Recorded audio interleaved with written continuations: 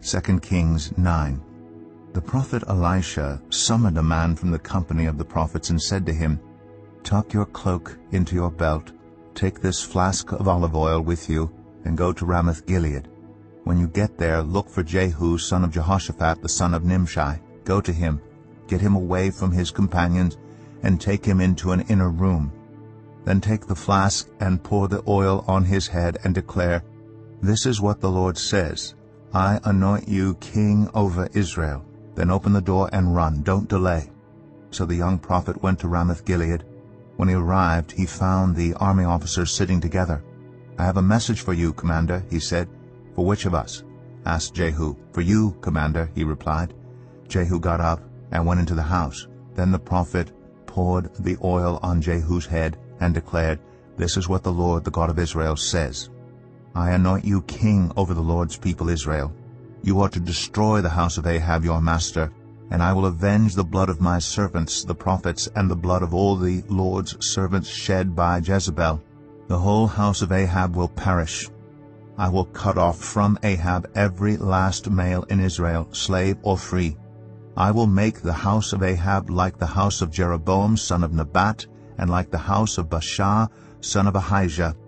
As for Jezebel, dogs will devour her on the plot of ground at Jezreel, and no one will bury her." Then he opened the door and ran. When Jehu went out to his fellow officers, one of them asked him, "Is everything all right? Why did this maniac come to you?" "You know the man and the sort of things he says," Jehu replied. "That's not true," they said. "Tell us." Jehu said, "Here is what he told me. This is what the Lord says, I anoint you king over Israel."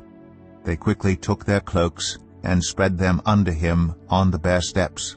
Then they blew the trumpet and shouted, "Jehu is king."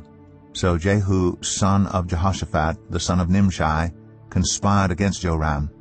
Now Joram and all Israel had been defending Ramoth-Gilead against Hazael, king of Aram, but King Joram had returned to Jezreel to recover from the wounds the Arameans had inflicted on him in the battle with Hazael, king of Aram. Jehu said, "If you desire to make me king, don't let anyone slip out of the city to go and tell the news in Jezreel." Then he got into his chariot and rode to Jezreel, because Joram was resting there, and Ahaziah, king of Judah, had gone down to see him.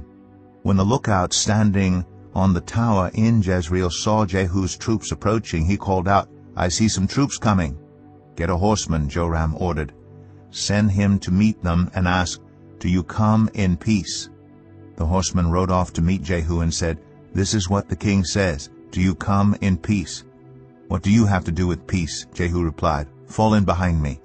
The lookout reported, "The messenger has reached them, but he isn't coming back." So the king sent out a second horseman. When he came to them, he said, "This is what the king says, 'Do you come in peace?'" Jehu replied, "What do you have to do with peace? Fall in behind me." The lookout reported, "He has reached them, but he isn't coming back either. The driving is like that of Jehu, son of Nimshi. He drives like a maniac." "Hitch up my chariot," Joram ordered.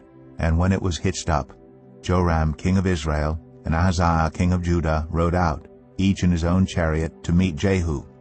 They met him at the plot of ground that had belonged to Naboth the Jezreelite. When Joram saw Jehu, he asked, "Have you come in peace, Jehu?" "How can there be peace," Jehu replied, "as long as all the idolatry and witchcraft of your mother Jezebel abound?" Joram turned about and fled, calling out to Ahaziah, "Treachery, Ahaziah!" Then Jehu drew his bow and shot Joram between the shoulders. The arrow pierced his heart, and he slumped down in his chariot. Jehu said to Bekar, his chariot officer, "Pick him up and throw him on the field that belonged to Naboth the Jezreelite. Remember how you and I were riding together in chariots behind Ahab his father when the Lord spoke this prophecy against him. Yesterday I saw the blood of Naboth and the blood of his sons, declares the Lord, and I will surely make you pay for it on this plot of ground, declares the Lord. Now then, pick him up and throw him on that plot in accordance with the word of the Lord." When Ahaziah king of Judah saw what had happened, he fled up the road to Beth-Hagan. Jehu chased him, shouting, "Kill him too!" They wounded him in his chariot on the way up to Gur, near Ibleam. But he escaped to Megiddo and died there. His servants took him by chariot to Jerusalem and buried him with his ancestors in his tomb in the city of David. In the 11th year of Joram, son of Ahab, Ahaziah had become king of Judah. Then Jehu went to Jezreel. When Jezebel heard about it, she put on eye makeup, arranged her hair, and looked out of a window. As Jehu entered the gate, she asked, "Have you come in peace, you Zimri, you murderer of your master?" He looked up at the window and called out, "Who is on my side? Who?" 2 or 3 eunuchs looked down at him. "Throw her down," Jehu said. So they threw her down, and some of her blood splattered the wall and the horses as they trampled her underfoot. Jehu went in and ate and drank. "Take care of that cursed woman," he said, "and bury her, for she was a king's daughter." But when they went out to bury her, they found nothing except her skull, her feet, and her hands. They went back and told Jehu, who said, "This is the word of the Lord that he spoke through his servant Elijah the Tishbite. On the plot of ground at Jezreel, dogs will devour Jezebel's flesh.